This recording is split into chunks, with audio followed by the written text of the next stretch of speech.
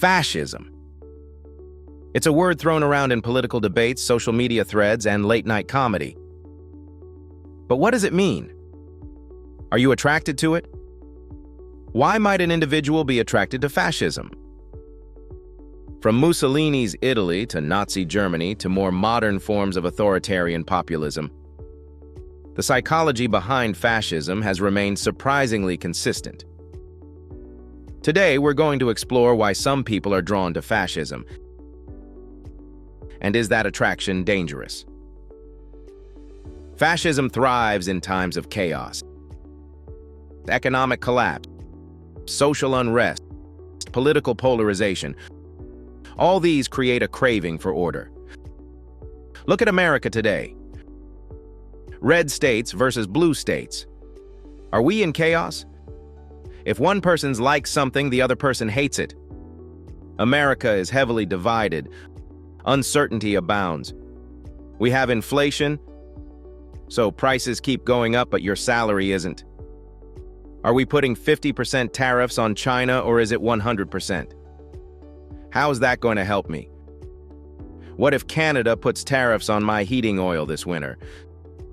Some people are losing jobs while others just got a great job. Billionaires are throwing money at artificial intelligence, but I can't afford groceries.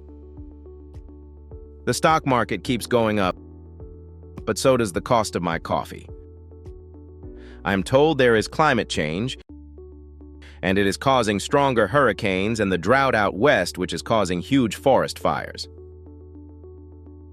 All of this is blamed on climate change, but I just heard the president went before the United Nations and said, it is all just a hoax.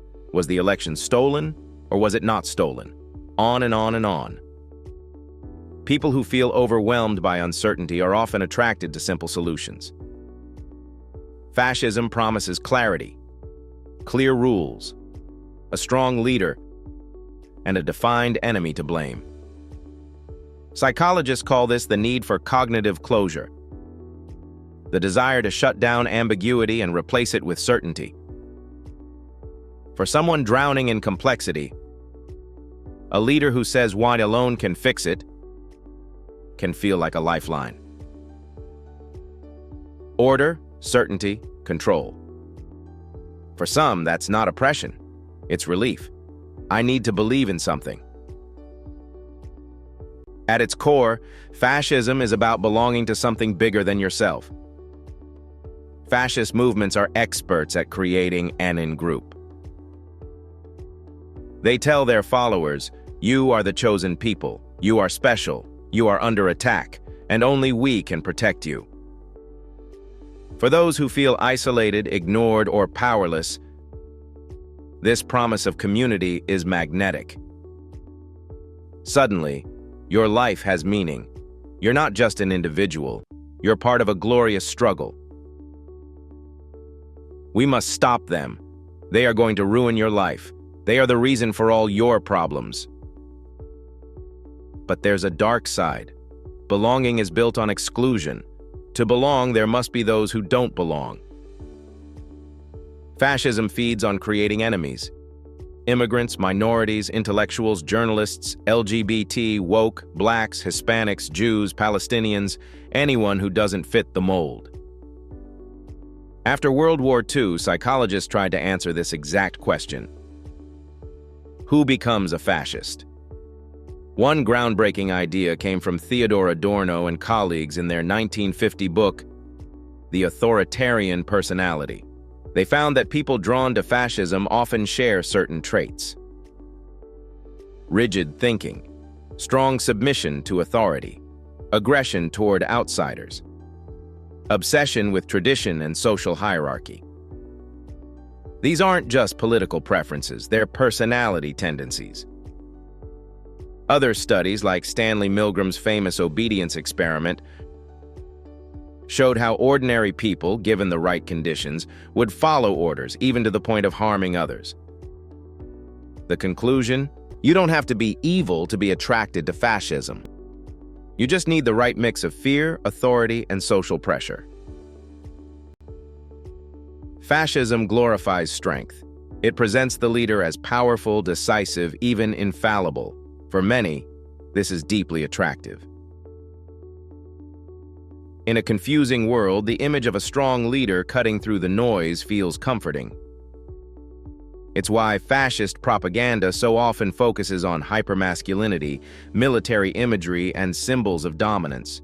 But it's a seduction, because strength is framed as absolute obedience, and weakness is anything that questions authority.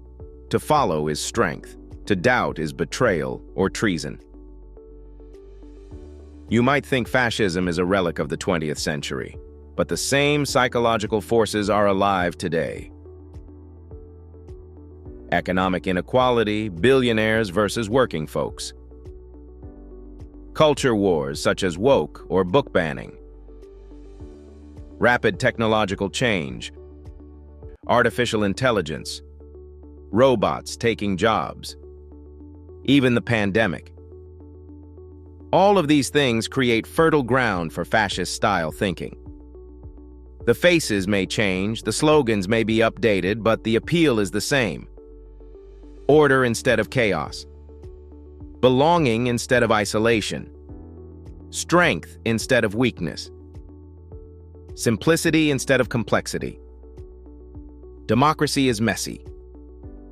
Two or more sides argue their points of view. It is hard to know who is really telling the truth, so we form teams, red and blue, and we back our team. Our team is right. Your team is wrong. Fascism can seem more comfortable than democracy. So what kind of person is attracted to fascism? Not just the stereotypical zealot waving a flag in the streets. It can be your neighbor who feels left behind, your co-worker who craves certainty, or even yourself when fear overwhelms reason. Fascism feeds on human needs we all share. The need for security, belonging, and clarity. That's why it's so dangerous. Because the line between democracy and dictatorship is not just political, it's psychological. And if we don't understand the appeal of fascism, we'll never be able to resist it. If you found this video thought-provoking, make sure to like, share, and subscribe. And let me know in the comments. What do you think makes people vulnerable to fascist ideas? If you have your own story to share, go to whereiwas.com.